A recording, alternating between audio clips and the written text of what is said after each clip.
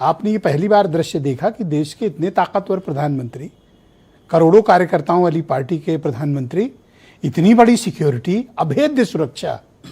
मैं तो उस रास्ते कई बार गुजरा हूं, वहां अगर स्पीड भी आपकी थोड़ी धीमी हो जाए तो सिक्योरिटी वालों की निगाहें आप पे हो जाती हैं, और वहां हजारों लोग पहुंच के प्रदर्शन कर रहे हैं, वो भी मुख्य द्वार पे। देखिए, इसको आप सुरक्षा चूक के तौर पर भी देख सकते हैं, लेकिन कल भी संसद की ओर कूच कर गए थे, रेल भवन को एक तरह घेरा था, वायुसेना भवन को घेरा था, और कल शायद इतनी फोर्स तैयार नहीं रही होगी, लेकिन आज तो उसको तैयार रहना चाहिए था।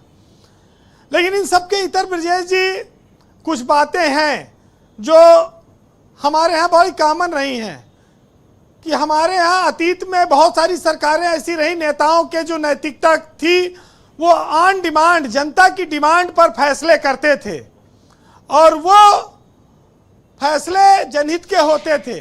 लेकिन आज ये शब्द गायब हो गया है कि जनता की मांग पर सरकार कोई फैसला क्यों नहीं करती है, क्योंकि वो ये जवाब देती है कि अगर अभी कर दिया तो इससे गलत संदेश चला जाएगा।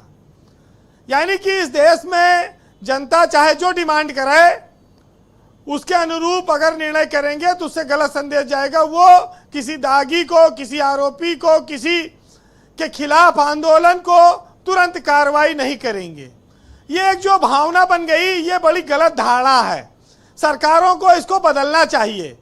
जब इस देश में जहाज गिरता है तो वायुयान मंत्री इस्तीफा दे देता है, रेलगाड़ी गिरती है रेल मंत्री देता है, अगर पेपर लीक हो रहा है, भ्रष्टाचार हो रहा है तो शिक्षा मंत्री इस्तीफा दे दे।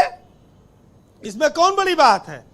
नेता मंत्री बनते रहते हैं, फिर बन जाते हैं दोबारा। लेकिन एक मंत्री को बचाने की खातिर इतना सारा बवाल करना, इस देश में काफी वर्षों बाद इतना बड़ा आंदोलन हुआ है। और जिसको लोग जेनजी कहते हैं, जिसको विदेशों में देखते थे, उसका एक बहुत बड़ा रूप यहाँ भी लोगों ने अब देखा है।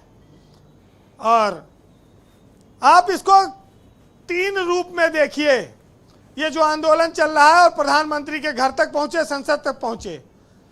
पहला, सूचना तंत्र का फेल्योर, जो बहुत बड़ी बड़ी एजेंसियां हैं।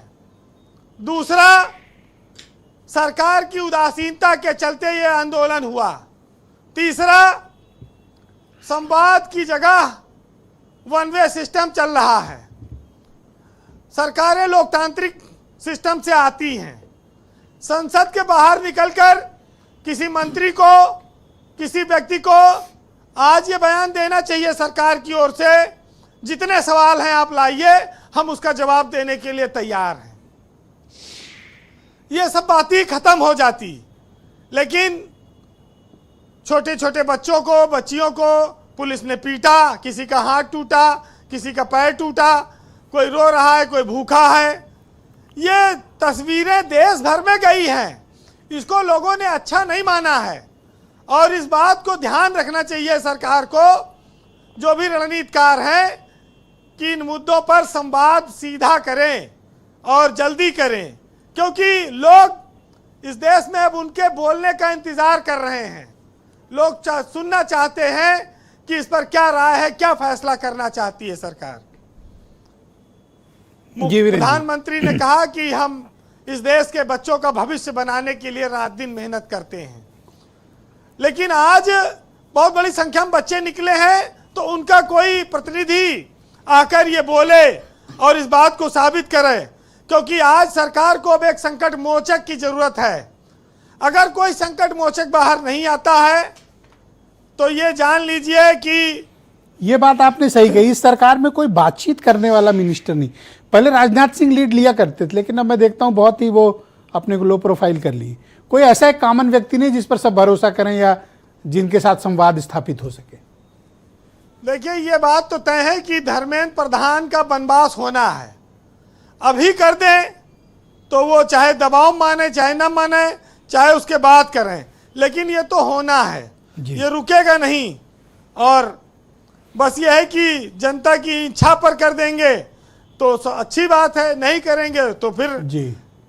देखिए, शांतिपूर्ण आंदोलन तो सबका हक है, वो आंदोलन अपना कर रहे हैं, अपनी बात कहने का अधिकार है। अगर पेपर में लीकेज है, परीक्षा सही नहीं हो रही है, तो जिम्मेदारी किसी न किसी को लेनी पड़ेगी, क्योंकि सब भारत माता की संतानें ही तो हैं। इस देश के बाहर से तो कोई आया नहीं आंदोलन करने, हैं यहीं के लोग। और जी कंक्लूड करें वीरेंद्र जी। राजनीति में थोड़ा वक्त कांग्रेस शिथिल पड़ी थी, उसको मौका मिला। राहुल और प्रियंका गांधी आज, कल चूंकि समाजवादी पार्टी की नेता डिंपल यादव पूरे दिन मैदान में थी, उनके सांसद थे, आज कांग्रेस जागी और उसने नए सिरे से अपना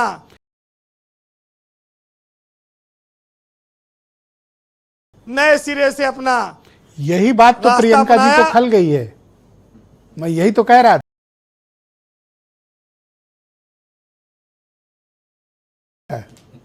कि ये जो जग गए वो खल गई बात।